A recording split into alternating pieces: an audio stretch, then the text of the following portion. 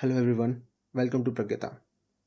So I'm taking a short break from my NCRT series to focus on a recent development, which might be helpful to some 20,000 odd aspirants appearing for the upcoming IB ACIO Tier II exam. So this video is about how to write an essay.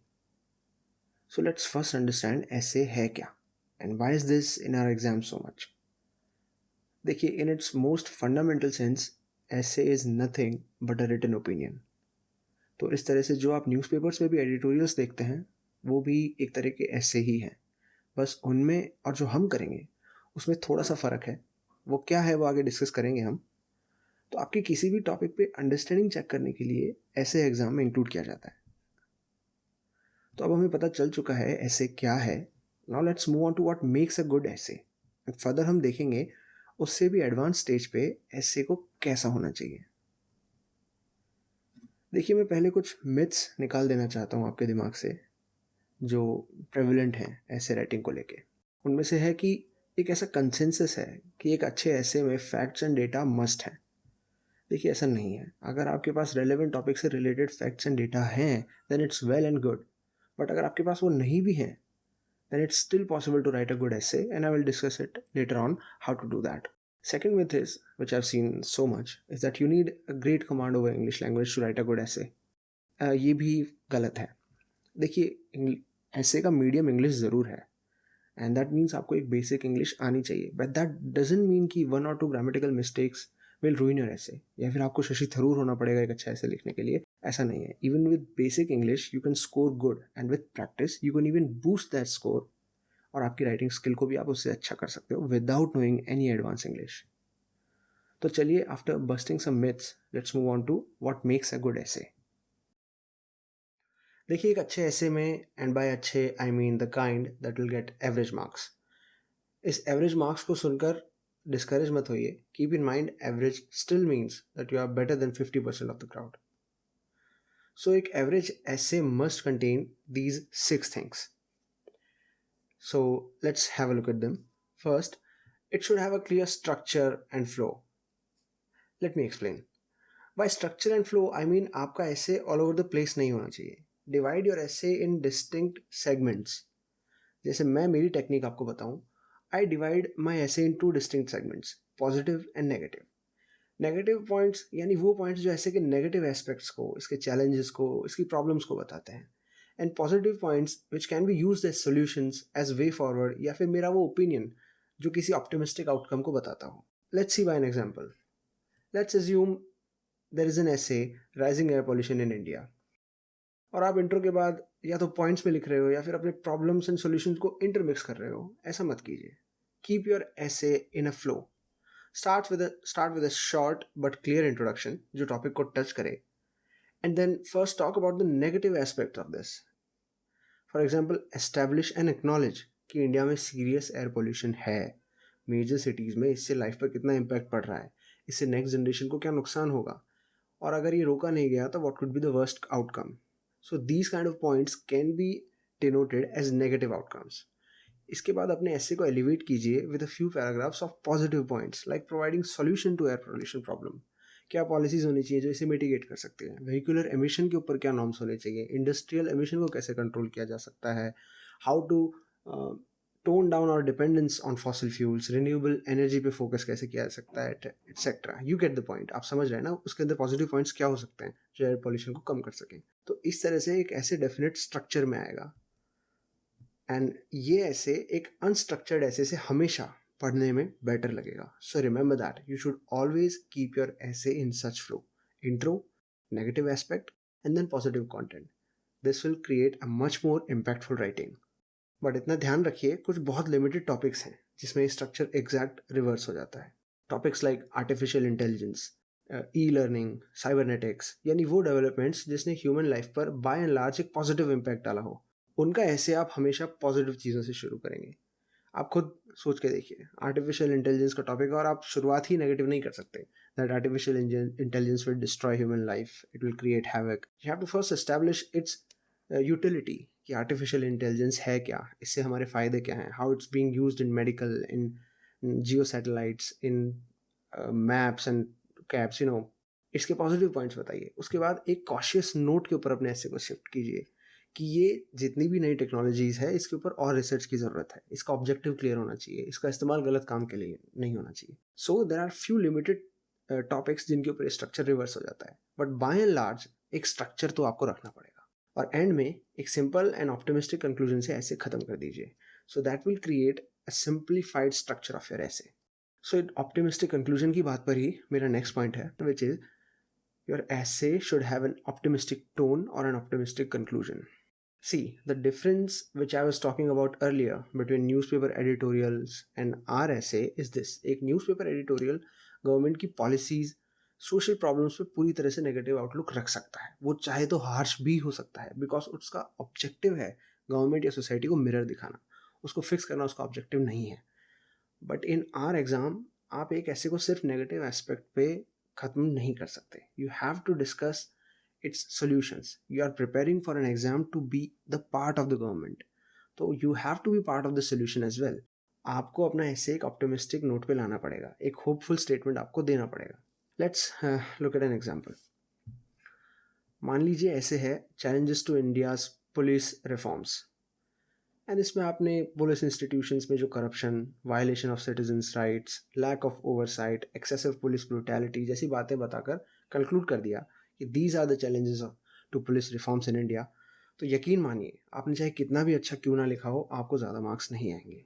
Instead आपका essay should be in line with how to fix these challenges as well. Your essay should include that political will should be there to fix police reforms. आपके ऐसे में ये होना चाहिए कि एक transparent independent institution होना चाहिए जो पुलिस के ऊपर इम्पार्शियल प्रोब कर सके। ऐसी पॉलिसीज आपको सिग्निफाई करनी पड़ेगी जो ये बता सके कि कैसे एक पुलिस को हम मोर एफिशिएंटली यूज़ कर सकते हैं सोसाइटी में। तो अगर ऐसे ख़त्म करके आप अपना ऐसे करेंगे तो it will fetch more marks. So understand the importance of optimism. Next thing is, your essay should accomplish the demand and scope of the question. देखिए एक essay के बहुत सारे dimensions होते हैं, and our goal is to include as many of them as possible. By saying essay should address the demand of the question is implying that you cover the topic as widely as possible. अगर ये सुनने में आपको थोड़ा vague लग रहा है, let's understand by an example. Suppose malnutrition से related कोई essay आता है, then trust me, majority of aspirant उसमें मेल न्यूट्रिशन की सिर्फ एक साइड को रिप्रेजेंट कर रहे होंगे, which is stunting, poor brain development, lack of nutrition. You know the kind of malnutrition that we know in India is भुखमरी, गरीबी, those stricken thin child's.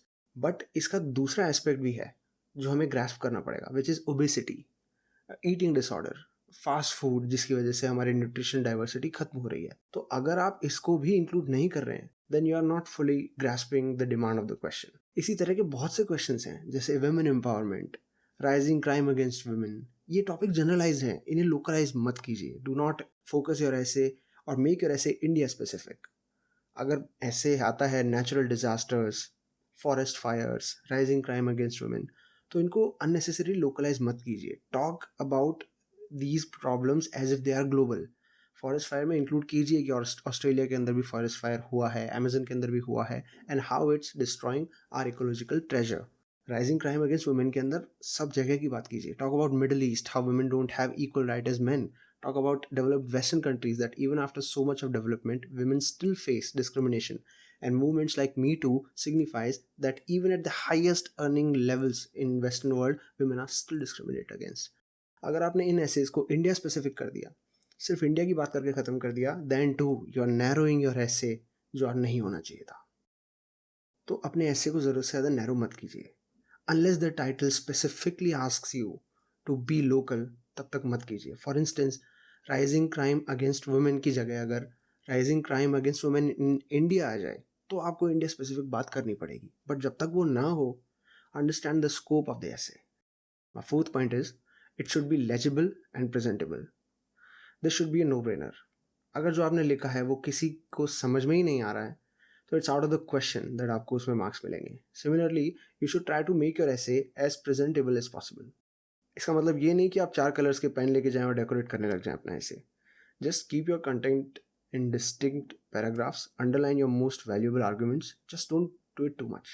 If any quote or some part of any speech of some famous person which is coming to your mind at the moment जो उस topic से relevant हो, use it accordingly. So basically आपका एक essay perfectly presentable होना चाहिए. Fifth point is keep in mind the word limit. देखिए Tier 2 में almost 20,000 aspirants select हुए हैं. इनमें से अगर 1/4 को निकाल भी दें, that's still 15,000 essays जो IB को check करने पड़ेंगे. The point I'm trying to make is no one has time to count your exact words. Just keep them in a reasonable limit.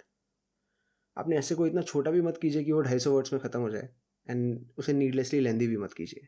Do one thing, 2-4 essays लिखिए and count your words. Exactly count कीजिए अपने words को and it should land somewhere around 380 to 430 words. 5-10% ऊपर नीचे चलता है. As I told you, no one has time to count your words. अगर नहीं हो पा रहा है उस रेंज में तो लाने की कोशिश कीजिए. एक बार आ गया तो आप समझ जाएंगे कि हाउ मेनी वर्ड्स और या फिर कितने पैराग्राफ्स लिखने के बाद आप इस वर्ड लिमिट में आ जाते हो. बस उस कंसिस्टेंसी को मेंटेन कीजिए. It will come as second nature to you कि आपको कितने वर्ड्स में ख़त्म कर देना चाहिए ऐसे. And my last point is it should not contain ruthless और ब्लेटेंट क्रिटिसिज्म. सपोज आपका ऐसे है labour laws in India the way forward. आप नीचे लिखे इंट्रोडक्शंस में से खुद जज कीजिए which one makes more sense to you. Pause कीजिए, इन दोनों इंट्रोडक्शन को पढ़िए और फिर अपने हिसाब से जज करके देखिए which one sounds more rational and which one sounds like a bashing. The thing is आपको स्टेट, गवर्नमेंट, इन सब का रूथलेस या एमलेस क्रिटिसिज्म करने से बचना है. Just do not openly bash the policies of the government because keep in mind policies in themselves are always drafted by keeping people's welfare in mind. So instead थोड़ा constructive criticism अपनी writing में develop कीजिए. उसकी language को थोड़ा tone down कीजिए so that it will sound much more like a rational argument rather than a hateful rant. So these are the 6 basic things which makes a good essay. बस इतना भर भी कर लेने से आपका essay will stand out among the top 50% of the aspirants. Now the question arises, what makes an essay creme de la creme? Suppose you know all of the above things and you already follow them. How can you take your writing one step further? Well, there are many ways to stand out your writing even among thousands. I have cleared Tier 2 of this exam in 2017 and I have cleared the Tier 1 this time as well. And creative writing has been my hobby since my teenage basically. So I'm somewhat qualified to tell you a few things about how to make your essay immaculate and pristine.